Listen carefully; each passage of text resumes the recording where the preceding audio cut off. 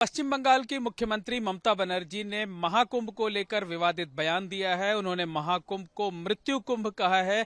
इस पर हमारे साथ बात करने के लिए निर्मोही अणी अखाड़े के ब्रह्मांड गुरुजी महाराज हैं, उनसे बात करते हैं।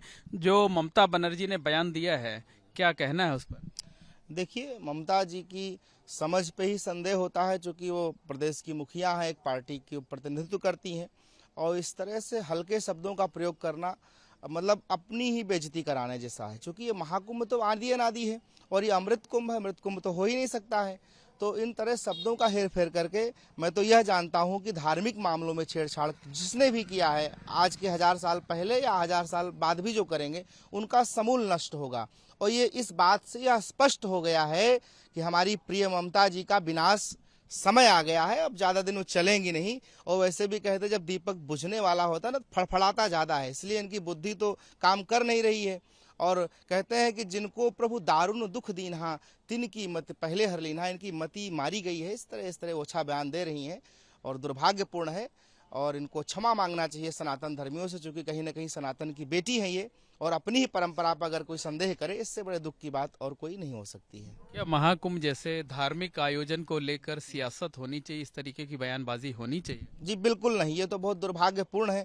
जहां पर दुनिया की तमामों राजनीतिक संगठन आ रहे हैं, स्नान कर रहे हैं, बड़े बड़े लीडरशिप हो या बड़े बड़े उद्योगपति हो या सामान्य जनता हो, सामान्य प्रजा हो, यहाँ रिकॉर्ड पे रिकॉर्ड तोड़े जा रहे हैं। इस छोटे से शहर में, छोटे से स्थल में इतने करोड़ लोग स्नान कर रहे हैं, वहीं एक दो चार लोग मिलके बैठे जिनका कोई वजूद नहीं है, बड़ा इतिहास नहीं है, पहले तोड़ फोड़ के पार्टी बना करके क्षेत्रवाद स्टेटवाद करके आप राजनीति कर रही हैं। आपका बहुत बड़ा वजूद नहीं है, आपका पुराना इतिहास भी लोगों को पता है और वर्तमान भी आपका हम लोग सब जानते हैं। इसलिए इस तरह से धार्मिक आयोजन पे अगर टिक्का टिप्पणी कोई करता है तो समझो अपना ही विनाश करने का न्योता दे रहा है, और उनका विनाश होना निश्चित ही है।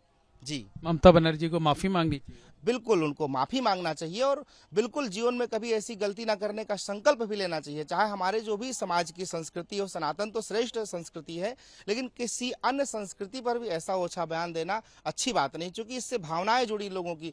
जहां एक तरफ दुनिया की नहीं, भारत की सारे लोग आ रहे हैं, यानी भारत की आधी आबादी, दुनिया की पूरी आबादी कहीं ना कहीं यहाँ कुंभ में उपस्थित है, और वहाँ एक दो लोग मिलकर के इस तरह बयानबाजी कर रही है, तो उनको माफी मांगना चाहिए। और जब तक वो माफी नहीं मांगती है, प्रायश्चित करना चाहिए, और जब तक वो माफी नहीं मांगेंगी तब तक उनको सनातन समाज कभी माफ नहीं करेगा, क्योंकि वो सनातन की ही बेटी हैं। और सनातन की बेटी होकर के इस तरह से शब्दहीनता करना, इस तरह से ओछी बयानबाजी करना, ये बहुत दुखद है और उनको शर्मिंदगी महसूस होना चाहिए और माफी मांगना चाहिए। जी बिल्कुल। निश्चित तौर पर कहा जा सकता है कि तमाम दूसरे संत महात्माओं की तरह ब्रह्मांड गुरु की भावनाएं भी आहत हुई हैं, और उन्होंने भी ममता बनर्जी से माफी की मांग की है और कहा है कि उन्हें भविष्य में इस तरह की बयानबाजी से बचना चाहिए, माफी मांगना चाहिए।